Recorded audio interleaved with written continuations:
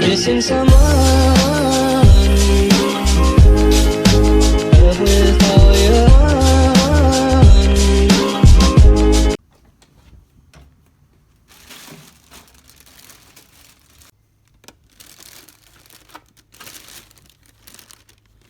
Alors on se retrouve pour un nouveau vlog. C'est mon premier jour en quarantaine. Genre le premier jour. Là on vient juste me déposer mon petit déjeuner. Que je vais vous montrer d'ailleurs. Là c'est parti pour 13 jours encore. Ça, là je vais manger. Chaque matin je prends ma température. J'envoie chaque matin à 6h. Et chaque après-midi à 15h je prends la température. Et je fais le test Covid 3 fois pendant les 15 jours. Hier j'en ai fait un. Je vais encore faire le prochain le 5 septembre. Et voilà. Ils vont me donner mes résultats bientôt aussi. Donc je viens juste me réveiller. Hein. Là c'est la tête du réveil. Plus. Par contre, le plat, bon, c'est ça. Hein. Avec quelques fruits. Fruits du dragon. Et je sais pas ce que c'est. Much later. En fait, là il est 15h. Je vous explique. Je me suis réveillée tôt le matin, ma température, j'ai envoyé ça à l'hôtel et tout. Et je me suis dit, bon, vas-y, je vais commencer ma journée. Quoi? Décalage horaire. J'ai rien compris. Dès que je me suis couchée là, c'était parti jusqu'à... Il est 15h. Là, c'est... Non. C'est le déjeuner qui m'a réveillée. Le déjeuner m'a réveillée. J'étais tellement dans les vapes parce que j'ai pris le déjeuner. Je suis venue remettre, je suis allée me recoucher. Là, je me suis réveillée même à cause de la famine. Et on m'a aussi appelé. Ah oui, non, là, je me suis réveillée même pas à cause de la famille. Parce qu'on m'a appelé pour me dire que ils ont les résultats de mon test. Mon test est négatif. Mon premier test Covid est négatif. Test que je suis allée faire hier soir en arrivant. Donc là c'est bon. Là, je vais manger mon déjeuner. Mais ça a déjà refroidi. Donc, je suis obligée de chauffer. Encore. Mais voilà. J'ai passé la journée à dormir. Je crois que la nuit, je serai plus active à cause justement du décalage horaire. En journée, je suis un peu fatiguée. Mais la nuit, je pense que je serai plus active. Mais voilà, je vais me doucher un peu. Je vais me doucher histoire quand même de me réveiller.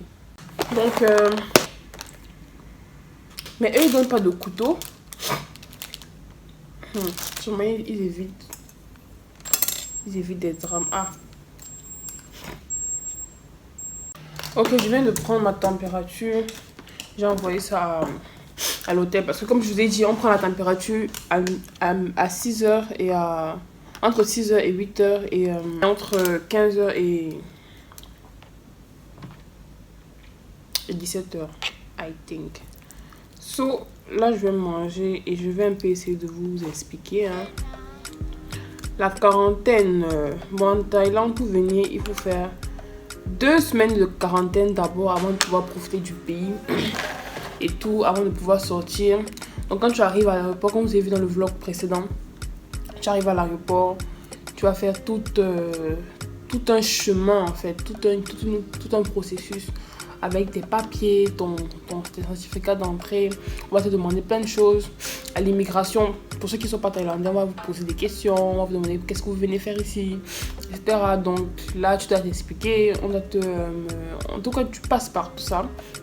Et après, tu arrives à l'hôtel. À l'hôtel encore, tu fais d'autres démarches.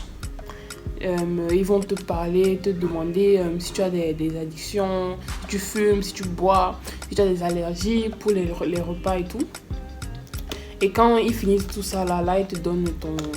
Et à partir de l'aéroport jusqu'à l'hôtel, tu touches plus tes bagages parce qu'ils vont aller désinfecter. Ils vont désinfecter juste tes valises. Hein. Et eux-mêmes, ils vont mettre ça dans ta chambre d'hôtel. Donc quand moi je suis arrivée, mes valises, c'est déjà là. Et donc, ça, ils sont très carrés ici. Non, ici, c'est seulement pour... Le Covid là, ils sont trop carrés. Ils sont trop carrés. Ah ouais, ils te demandent aussi si tu as eu si tu as été en contact avec des gens qui ont eu le Covid, si toi-même tu as déjà eu le Covid. Ça, c'est à l'hôtel qui te demande ça. Si tu as eu le Covid et tout. Moi, je me suis vaccinée. J'ai fait le Astra, là. Ils m'ont demandé si j'avais fait un vaccin. J'ai dit ça. Et puis, voilà. Hein. En gros, c'est ça. Et ils te donnent 3 repas. Un petit déjeuner, un déjeuner, un dîner. Et comme vous avez vu dans la vidéo, dès qu'ils donnent le repas, c'est devant la porte. Après, toi, tu récupères. Et quand tu finis, tu dois mettre dans un sac. Tu mets les déchets dans un sac et tu mets ça devant la porte. Aussi, il y a une heure où ils passent prendre tout ça. Mais...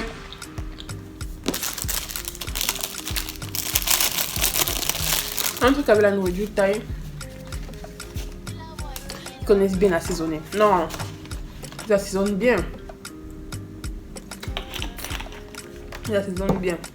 Donc, c'est ça, petite quarantaine de 2 semaines. On va passer ça ensemble. Ça, c'est une sauce, sauce soja. Que je vais pas mettre ça un peu sur le poulet là.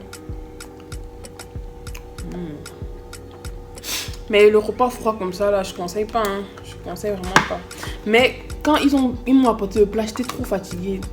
J'étais en plein rythme. Mon rythme devait s'adapter au décalage horaire. Là, mon corps ne pouvait même pas se lever pour manger. Donc c'est chaud, c'est un peu chaud.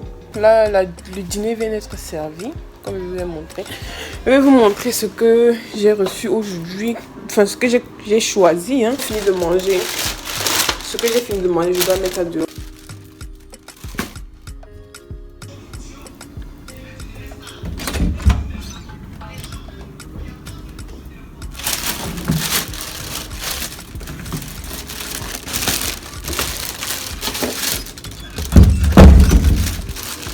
Dîner.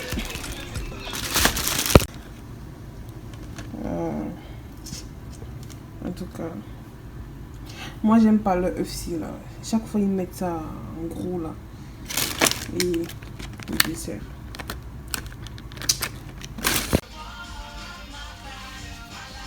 Si vous écoutez bien cette chanson, c'est un titre que Jason Derulo aurait pu sortir en fait. C'est-à-dire que ce titre un peu pop R&B avec une petite patte de dance, la même prod, la même manière de poser, Jason Derulo aurait pu le sortir. Et à l'époque, c'est un peu novateur dans son carcan, un garçon de cet âge-là, qui a cette dynamique-là avec ce petit côté très ricain, parce qu'à l'époque, une grosse partie du public africain regarde encore beaucoup vers les États-Unis. Donc il y a ce petit côté un peu low cost, même s'il assume déjà une certaine personnalité. Ce